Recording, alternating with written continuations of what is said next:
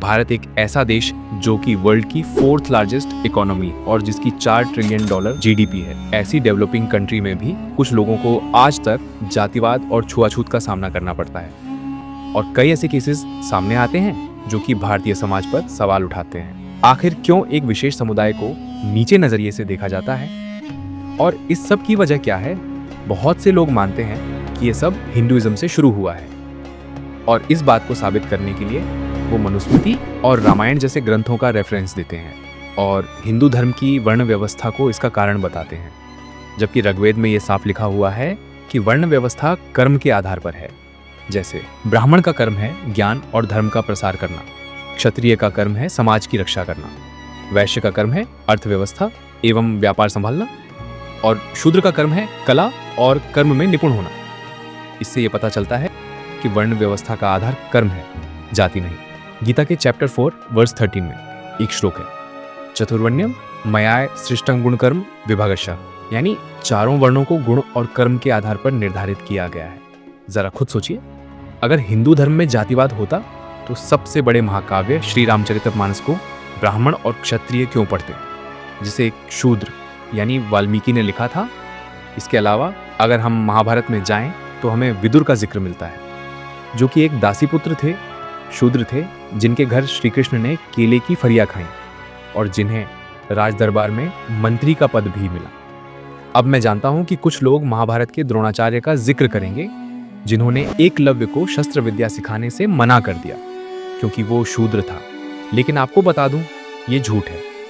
महाभारत में साफ लिखा है कि एकलव्य निषादराज हिरण्यधनु का पुत्र था, कोई शूद्र नहीं। और द्रोणाचार्य हस्तिनापुर के राजकुमारों के राजगुरु थे। उनका दायित्व केवल कुरुवंश के राजकुमारों को सिखाना था। यही कारण है कि उन्होंने कर्ण को भी सिखाने से मना किया, क्योंकि उस समय कर्ण राजकुमार के रूप में मान्यता प्राप्त नहीं था। इसका एक दूसरा कारण ये भी था कि द्रोणाचार्य ने पहले ही शपथ ली थी कि मैं अर्जुन को संसार का सर्वश्रेष्ठ धनुर्धर बनाऊंगा। वो जानते थे कि अगर वो एकलव्य को शिक्षा देंगे तो वो अर्जुन से भी श्रेष्ठ बन जाएगा। यही कारण है कि उन्होंने एकलव्य से उसका अंगूठा मांगा ताकि उनकी शपथ भंग न हो। रामायण से हमें पता चलता है कि श्री राम ने शबरी के झूठे बेर खाए थे, जो कि एक आदिवासी थी। अब आपके मन में सवाल आ रहा होगा कि अगर हिंदू धर्म में जातिवाद नहीं है तो हिंदू धर्म को टारगेट क्यों किया जाता है? इसका जवाब है ग्रंथों में होने वाला लेटर एडिशन और उनसे होने वाली मिसअंडरस्टैंडिंग्स। नंबर 1, धार्मिक ग्रंथों में किया गया लेटर एडिशन, यानी ग्रंथों में जोड़ी गई बात की चीजें। इवन बाबा साहब अंबेडकर भी ये मानते थे कि ग्रंथों में लेटर एडिशन हुआ है और ये बात उन्होंने अपनी बुक हिंदुइज्म एंड कास्ट में भी लिखी है। नंबर 2, ग्रंथों को समझने में होने वाली मिसअंडरस्टैंडिंग्स। मनुस्मृति का एक प्रसिद्ध श्लोक है, जन्मना जायते शूद्र संस्कारात् द्विज उच्यते वेद पाठात् भवेत विप्रः ब्रह्म जानाति ब्राह्मणा। इसका गलत मतलब निकाला गया, जबकि इसका अर्थ है हर व्यक्ति जन्म के समय शूद्र होता है। जब उसमें संस्कार आते हैं तो वो द्विज कहलाता है। जब वो वेदों का जाता हो जाता है तो विप्र होता है और जब वो ईश्वर यानी सुप्रीम नॉलेज को जान लेता है तब ब्राह्मण बन जाता है। बहुत से लोग इससे ये मानते हैं कि जाति जन्म से ही निश्चित है, जो कि बिल्कुल झूठ है। मनुस्मृति से हमें एक और श्लोक मिलता है, न जन्मना ब्राह्मणो भवति, यानी जन्म से कोई ब्राह्मण नहीं होता जब तक वो ब्राह्मण ज्ञान प्राप्त न कर ले। अब आपको समझ में आ गया होगा कि लेटर एडिशन और मिसअंडरस्टैंडिंग्स ने कैसे जातिवाद को बढ़ावा दिया।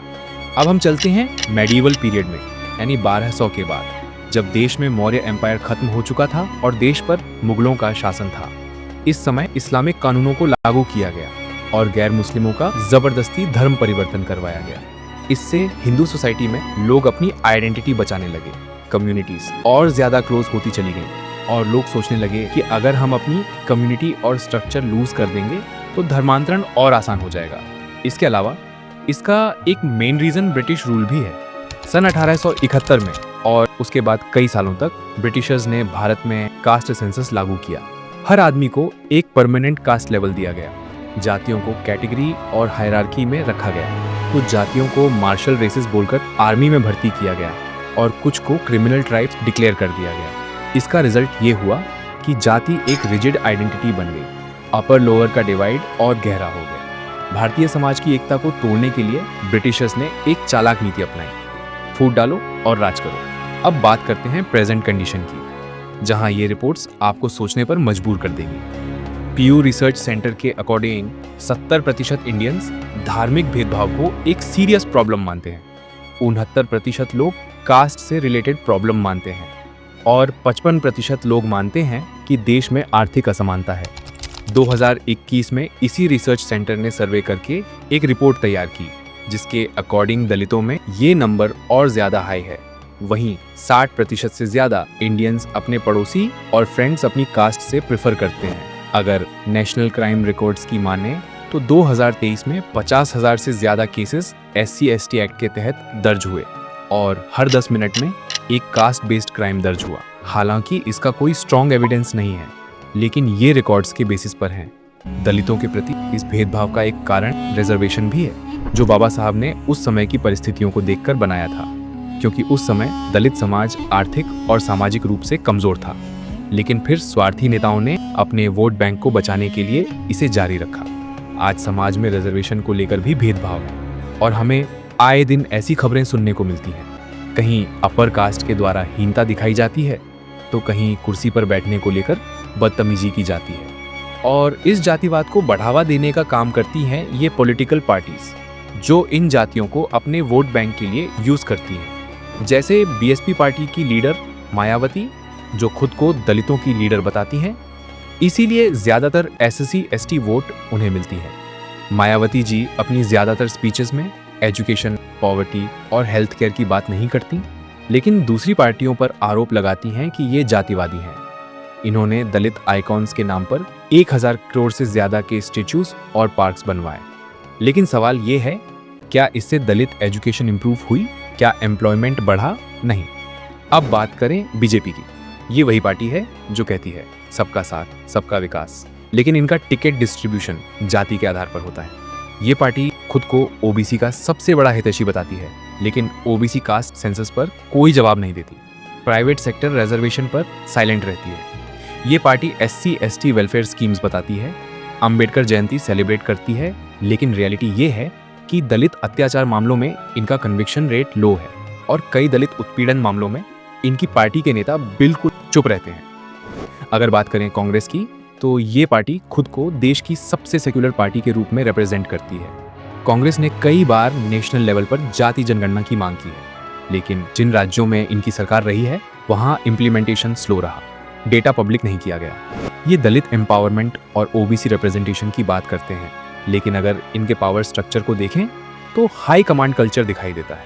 यानी टिकट किसे मिलेगा, मुख्यमंत्री कौन बनेगा, गठबंधन कैसे होगा, ये सब फैसले दिल्ली में बैठे कुछ गिने चुने पावरफुल लोग तय करते हैं, जमीनी कार्यकर्ता नहीं, जो पार्टी के लिए मेहनत करते हैं। इस पार्टी को एलिट सेंट्रिक के रूप में देखा जाता है, यानी पावर उन्हीं लोगों के पास है जो पॉलिटिकल फैमिलीज से आते हैं। ग्रास रूट दलित और OBC नेताओं को सिर्फ भाषणों में आगे रखा जाता है वोट्स के लिए। तो दोस्तों, आई होप कि आपको समझ में आया होगा कि जातिवाद धर्म की देन नहीं है, बल्कि ये उन लोगों द्वारा बनाया गया है जो समाज को तोड़कर खुद सत्ता में बने रहना चाहते थे। बाकी आपके क्या विचार हैं, कमेंट करके जरूर बताएं। और जो लोग धर्म को अंधविश्वास कहते हैं, वो मेरी ये वीडियो जरूर देखें, जिसमें मैंने धार्मिक रीति रिवाजों को साइंटिफिकली एक्सप्लेन किया है। बाकी वीडियो पसंद आई हो तो लाइक करें और चैनल को सब्सक्राइब जरूर करें।